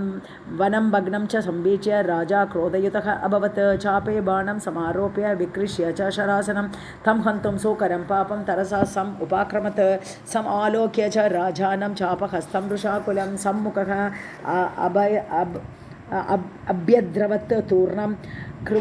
कुर्वन् शब्दं सुदारुणं तम् आयान्तं सम् आलोक्य वराहं विकृत आननं मुमोच विशिकं तस्मिन् हन्तुकामः महीपतिः वञ्चयित्वा अथ तद्वा बाणं सूकरः तरसा बलात् निर्जगाम महावेगात् तम् उल्लङ्घ्य नृपं तदा गच्छन्तं तं समालोक्य राजा कोपसमन्वितः मुमोच विशिकान् तीक्ष्णान् चापम् आकृष्येत्नतः क्षणं दृष्टिपथं राज्ञः क्षणं च अदर्शनं गतः कुर्वन् बहुविध आरावं सूकरः सम् उपाद्रवत् हरिश्चन्द्रः अतिकुपितः मृगस्य अनुजगामः अश्वेन वायुवेगेन विकृष्य च शरासनम् ततः सैन्यम् अगमत् च वनान्तरम् एकाकी नृपतिः कोलं व्रजन्तं सम् उपाद्रवत् मध्याह्नसमये राजा सम्प्राप्तः विजने वने त्रिषितः क्षुदितः अर्थ्यर्थं बभूव श्रान्तवाहनः सूकरः अदर्शनं प्राप्तः राजा चिन्तातुरः अभवत् मार्गभ्रष्टः अतिविपिने दारुणे दीनवत्स्थितः किं करोमि क्व गच्छामि न सहायः अस्ति मे वने अज्ञातः स्वपथः कुत्र भजामि इति व्यचिन्तयत् एवं चिन्तयतः तत्र विपिने जनवर्जिते राजा चिन्तातुरः अपश्यन् नदीं सुविमल उदकां वीक्ष्य तां मुदितः राजा पाययित्वा तुरङ्गकम् अश्वात् उत्तीर्य विमलं पपौ पानीयमुत्तमं जलं पीत्वा नृपः तत्र सुखम् आपामहीपतिः येष नगरं गन्तुं दिग्भ्रमेण अतिमोहितः विश्वामित्रः तु सम्प्राप्तः वृद्धब्राह्मणरूपधृक् ननामवीक्ष्य राजा तं प्रीतिपूर्वं द्विजोत्तमं तम् उवाच गादिराजः प्रणमन्तं नृपोत्तमं स्वस्ति ते अस्तु महाराज किमर्थम् इह च आगतः एकाकी विजने राजन् किं चिकीर्षितम् अत्र ते ब्रूहि सर्वं स्थिरो भूत्वा कारणं नृपसत्तम राजोवाच सूकरः अतिमहाकायः बलवान् पुष्पकाननं सम् उपेत्य ममर्द आशु कोमलान् पुष्पपादपान् तं निवारयितुं दुष्टं खरे कृत्वा च कार्मुकं स सैन्यः अहं स्वनगरात् निर्गतः मुनिसत्तम गतः असौ दृक्पथात् पापः मायावी क्वापि वेगवान् पृष्ठतः अहमपि प्राप्तः सैन्यं क्वापि गतं मम क्षुतितः त्रिषितश्च अहं सैन्यभ्रष्टस्तु इह आगतः न जाने पुरमार्गं च तथा सैन्यगतिं मुने पन्थानं दर्शय विभो व्रजामि नगरं प्रति मम अत्र भाग्ययोगेन प्राप्तः त्वं विजने वने अयोध्याधिपतिः च अहं हरिश्चन्द्रः अतिविश्रुतः राजसूयस्य कर्ता च वाञ्छित अर्थप्रदः सदा धन इच्छा यदि ते ब्रह्मन् यज्ञार्थं द्विजसत्तम आगन्तव्यम् अयोध्यायां दास्यामि विपुलं धनम् इति श्रीमद्देवी भागवते महापुराणे अष्टादशसाहस्र्यां संहितायां सप्तमस्कन्धे हरिश्चन्द्रद्वारा वृद्धब्राह्मणाय धनदान प्रतिज्ञावर्णनं नाम अष्टादशोऽध्यायः। सर्वं जगदम्बार्पणमस्तु। अथ एकोनविंशोऽध्यायः। व्यास उवाच इति तस्य वचः श्रुत्वा भूपतेः कौशिकः मुनिः प्रहस्य प्रत्युवाच इदं हरिश्चन्द्रं तथा नृप राजन् तीर्थम् इदं पुण्यं पावनं पापनाशनं स्नानं कुरु महाभाग पितॄणां तर्पणं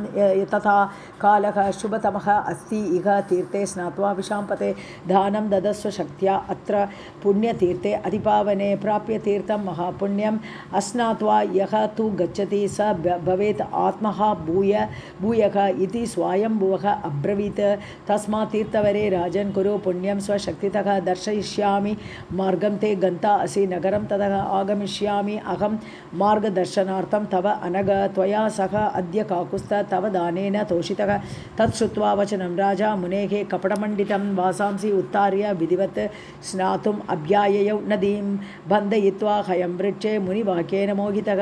अवश्यं वा वियोगे तद्वशः तु तदा अभवत्। राजा स्नानविधिं कृत्वा सन्तर्प्य पितृदेवताः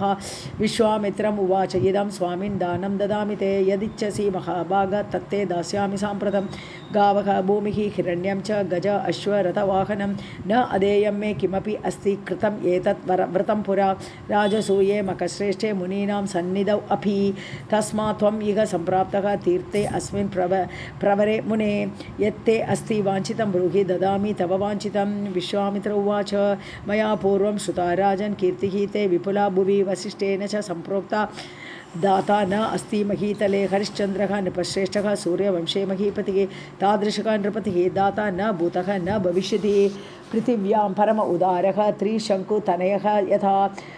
अतस्त्वां प्रार्थयामि अद्य विवाहः मे अस्ति पार्थिव पुत्रस्य च महाभाग तदर्थं देहि मे धनं। राजोवाच विवाहं कुरु विप्रेन्द्र ददामि पार्थिवं तव प्रार्थितं तव यदिच्छसि धनं कामं दाता तस्य अस्मि निश्चितं। व्यासोवाच इत्युक्तः कौशिकः तेन वञ्चना तत्परः मुनिः उद्भाव्य मायां गान्धर्वीं पार्थिवाय अपि अदर्शयत्। कुमारः सुकुमारश्च कन्या च दशवार्षिकी एतयोः कार्यम् अपि अद्य कर्तव्यं नृपसत्तम। राजसूया अधिकं पुण्यं गृहस्थस्य विवाहतः भविष्यति तव अद्य एव विप्रपुत्र विवाहितः। तत्श्रुत्वा वचनं राजा मायया तस्य मोहितः तथा इति च प्रतिज्ञाय न उवाच अल्पं वचस्तथा तेन दर्शितमार्गः असौ नगरं प्रति जग्मिवान्। विश्वामित्रः अपि राजानं वञ्चयित्वा आश्रमं ययौ कृत उद्वाहविधिः तावत् विश्वामित्रः अब्रवीत् नृपं वेदी मध्ये नृप अद्य त्वं देहि दानं यथा ईप्सितं। राजोवाच किं ते अभीष्टं द्विज ब्रूहि ददामि वाञ्छितं किल अदेयमपि संसारे यशः कामो अस्मि साम्प्रतं व्यर्थं हि जीवितं तस्य विभवं प्राप्य येन वै न उपार्जितं यशः शुद्धं परलोक सुखप्रदं। विश्वामित्र उवाच राज्यं देहि महाराज वराय स परिच्छदं गज अश्वरथ रत्न आढ्यं वेदी मध्ये अतिपावने। व्यासोवाच मोहितः मायया तस्य श्रुत्वा वाक्यं मुनेः नृपः दत्तम् इति उक्तवान् राज्यम् अविचार्य यदृच्छया गृहीतम् इति तं प्राह। विश्वामित्रः अतिनिष्ठुरः दक्षिणां देहि राजेन्द्र दानयोग्यां महामते दक्षिणारहितं दानं निष्फलं मनुः अब्रवीत्। तस्मात् दानफलाय त्वं यथा उक्तं देहि दक्षिणाम् इति उक्तः तु तदा राजा तम् उवाच अतिविस्मितः ब्रूहि कियत् धनं तुभ्यं देयं स्वामिन् मया अधुना। दक्षिणा निष्क्रियं साधो वद तावत् प्रमाणकं दानपूर्त्यै प्रदास्यामि स्वस्थः भव तपोधन। विश्वामित्रः तु तच्छ्रुत्वा तम् आह मेदिनीपतिं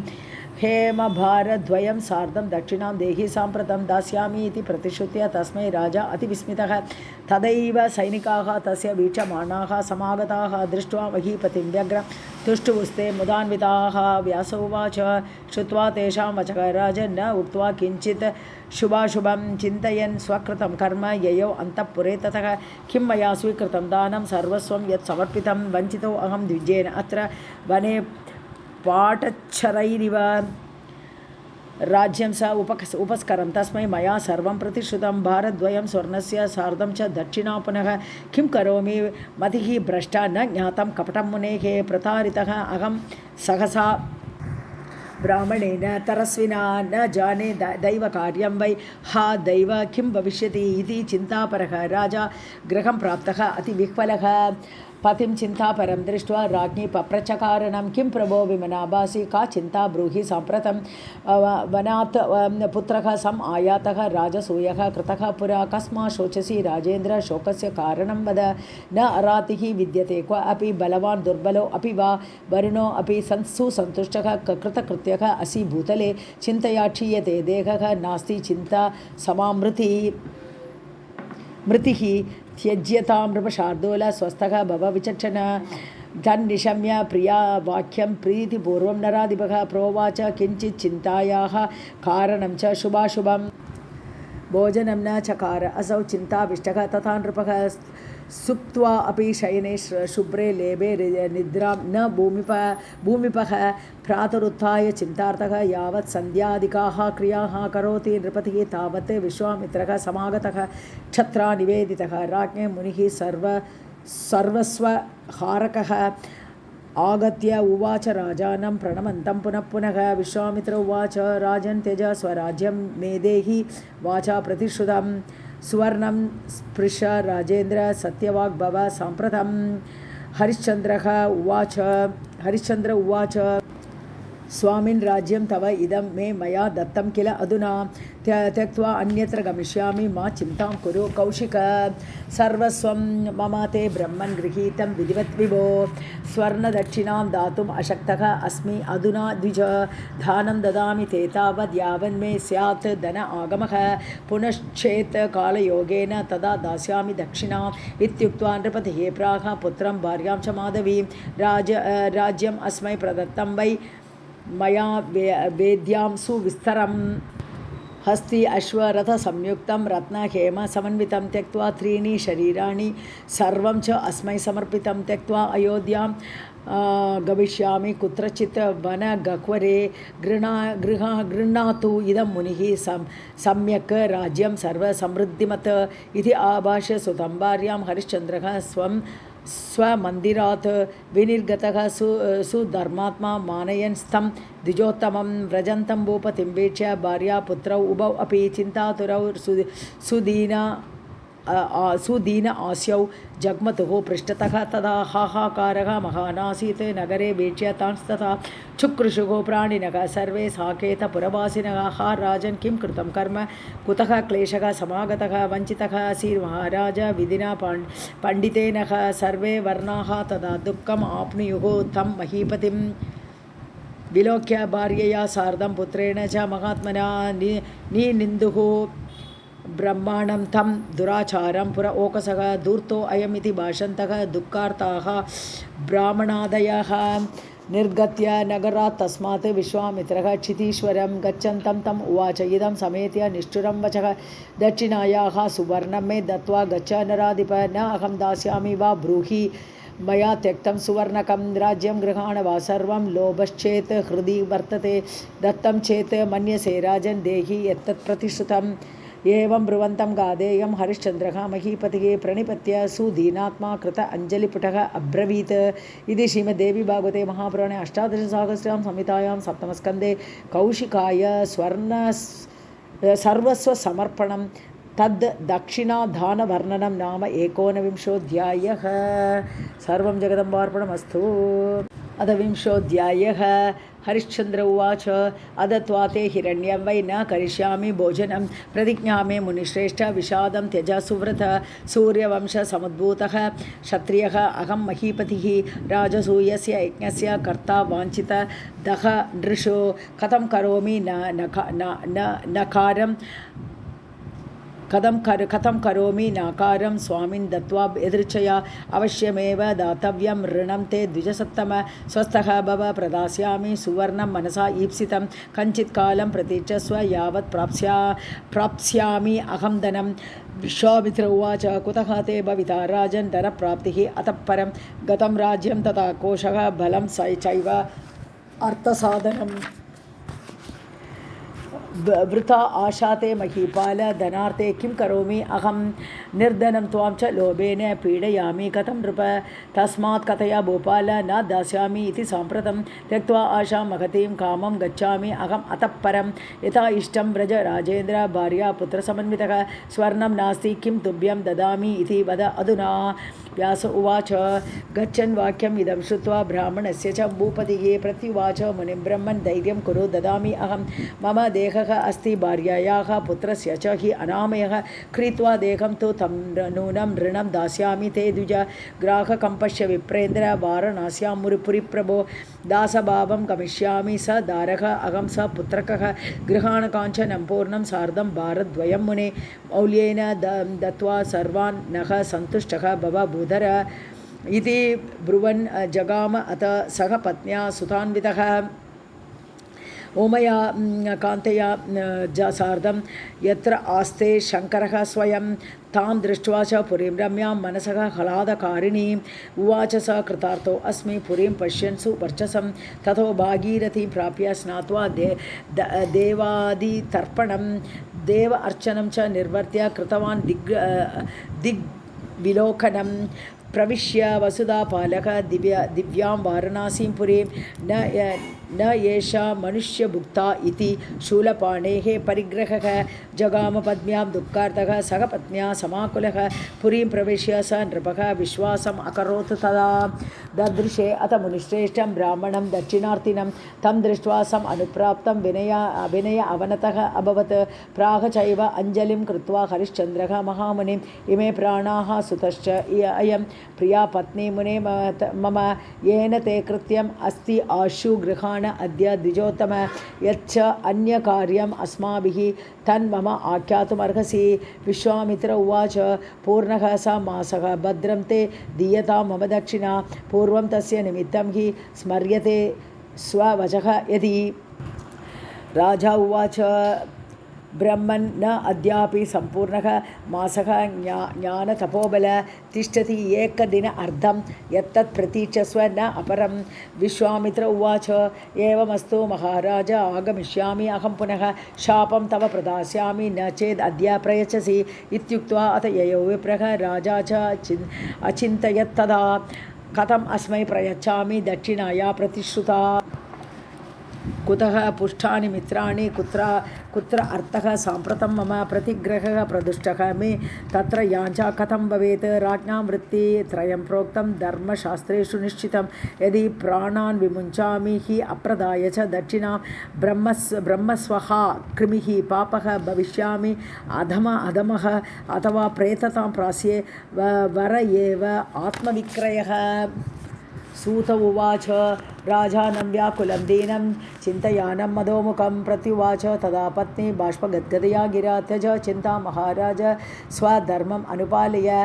प्रेतवत् वर्जनीयः हि नरः सत्य बहिष्कृतः न अतः परं धर्मं वदन्ति पुरुषस्य च यादृशं पुरुषव्याघ्र स्वसत्यस्य अनुपालनम् अग्निहोत्रम् अधीतं च दानाद्याः सकलाः क्रियाः भवन्ति तस्य वैफल्यं वाक्यं यस्य अनृतं भवेत् सत्यम् अत्यन्तम् उदितं धर्मशास्त्रे तु धीमतां धारणाय अनृतं तद्वत् पातनाय अकृतात्मना शत अश्वमेधान् आधृत्य राजसूयं च पार्थिवः कृत्वा राजा सकृत् स्वर्गात् असत्यवचनाच्युतः राजोवाच वंशवृद्धिकरश्च अयं पुत्रः तिष्ठति बालकः उच्यतां वक्तुकामा असि यद्वाक्यं गजगामिनी पत्नी उवाच राजन् मा भूत् असत्यं ते पुंसां पुत्रफलाः स्त्रियः तन्मां प्रदाय वित्तेन देहि विप्राय दक्षिणा व्यास उवाच एतद्वाक्यम् उपश्रुत्य ययौ मोहं महीपतिः प्रतिलभ्य च सज्ञां वै विललाप अधिदुःखितः महद्दुःखम् इदं भद्रे यत् त्वम् एवं ब्रवीषि मे किं तव स्मितसंलापा मम प्रापस्य विस्मृताः हा त्वया कथं योग्यं वक्तुम् एतत् शुचिस्मिते दुर्वाच्यम् एतद्वचनं कथं वदसि भामिनी इत्युक्त्वा नृपतिश्रेष्ठः न धीरः दारविक्रये निपपात महिपृष्ठे मूर्च्छया अतिपरिप्लुतः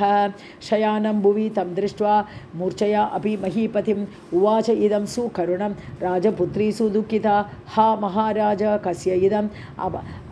अपद्यानात् उपागतं यस्त्वं निपतितः भूमौ रङ्कवत् शरणोचितः येन एव कोटिशः वित्तं विप्राणाम् अपवर्जितं स एव पृथिवीनाथः भुवि स्वपिति मे पतिः हा कष्टं किं तव अनेन कृतं दैव महीक्षिता यद् इन्द्र उपेन्द्र तुल्यः अयं नीतः पापाम् इमां दशाम् इत्युक्त्वा सापि शुश्रोणि मूर्छिता निपपातः भर्तृदुःखमहाभारेण स असह्येन अतिपीडिता शिशुः दृष्ट्वा श्रुताविष्टः प्राह वाक्यं सुदुःखितः तात प्रदेहि अन्नं मातः मे देहि भोजनं क्षुत् मे बलवती जाता जिह्वा अग्रे मे अतिशुष्यति इति श्रीमद्देवी भागवते महापुराणे अष्टादशसहस्र्यां संहितायां सप्तमस्कन्धे हरिश्चन्द्र उपाख्यानवर्णनं नाम 20ोऽध्यायः। सर्वं जगदम्बार्पणमस्तु।